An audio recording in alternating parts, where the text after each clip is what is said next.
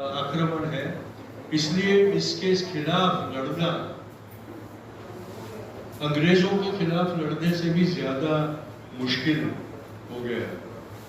पर यह लड़ाई लड़नी पड़ेगी, इसमें यह अनिवार्य है। इस लड़ाई को अगर हम नहीं लड़ेंगे तो लोकतंत्र भी खो बैठेंगे, और लोकतंत्र अगर खो दिया तो हमारी आजादी बेमायने होगी, क्योंकि एक तरीके से हम एक हुकुमशाह के गुलाम बन के ही रह जाएंगे उसके। क्योंकि जब हुकुमशाह आता है तो फिर कोई लोकतंत्र नहीं होता, कोई नागरिक नहीं होता, सिर्फ प्रजा रह जाती है जो राजा की मर्जी के मुताबिक जीती है।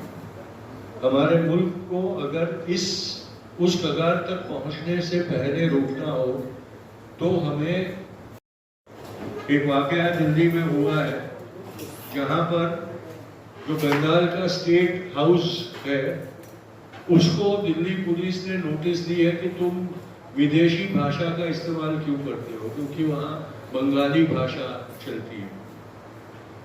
अब हमारी खुद की जो भाषा है, हमारे खुद का जो कल्चर है, उसको भी हम ना समझ सके और जो लॉ एनफोर्समेंट एजेंसी है वो सरकार के इशारों पर सरकार की मर्जी के मुताबिक काम करना शुरू करे, तो ये बहुत खतरनाक एक चीज हो जाएगी।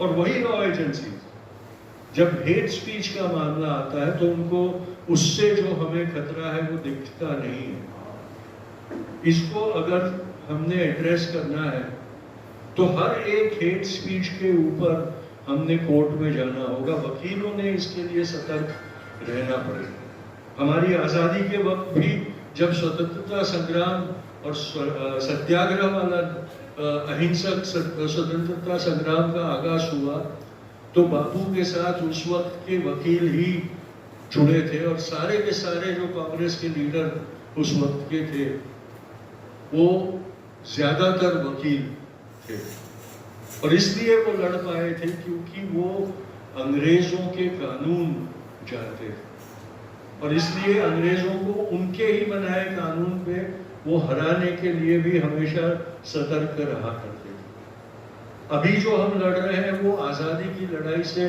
कुछ कम नहीं। हमारे आजादी पर खतरा है और उस खतरे से लड़ना होगा, उसमें कोई हमारे पास चारा नहीं है, और इसमें सतर्क रहकर ये लड़ाई लड़नी होगी। वकीलों ने इसमें अगुवाई करना जरूरी हो जाएगा, क्योंकि संविधान को समझने वाली कौम कोई हो तो वो वकीलों की। संविधान में